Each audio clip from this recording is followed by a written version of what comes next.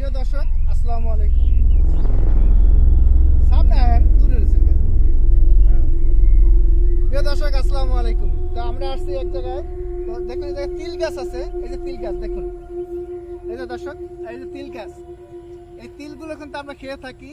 বর্তমানে এই তিলগুলো তো আমরা এখন তো আগে আমরা কত 20 টাকা 30 টাকা করে কেজি খেতাম, মানে বর্তমানে 160 টাকা 70 টাকা করে কেজি এই তিলের। তো দর্শক এই তিল গাছে যে ফুল, এই যে ফুলগুলো আমরা ছোটবেলা খাইতাম, মিষ্টি লাগে কিন্তু এটা খাইতে। আর সেই তিলগুলো ধরছে, সেই তিলটা দেখাচ্ছি। এই যে তিল, এগুলো আমাদের গ্রামে আমরা চাষ করতাম আগে।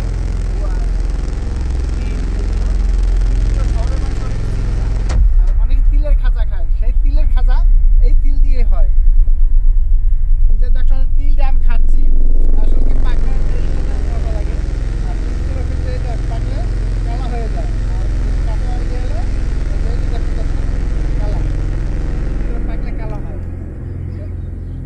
আমরা তিল ভাজি করে খাইছি, চাল দিয়া নারিকেল এবং চাল মিলে তিল ভাজা খাইতে এত যে মজা আর খুব সুস্বাদ।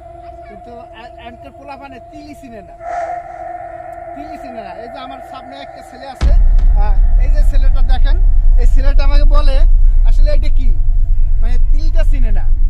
এই যে তিল আছে বলে যে এটা খাই কি,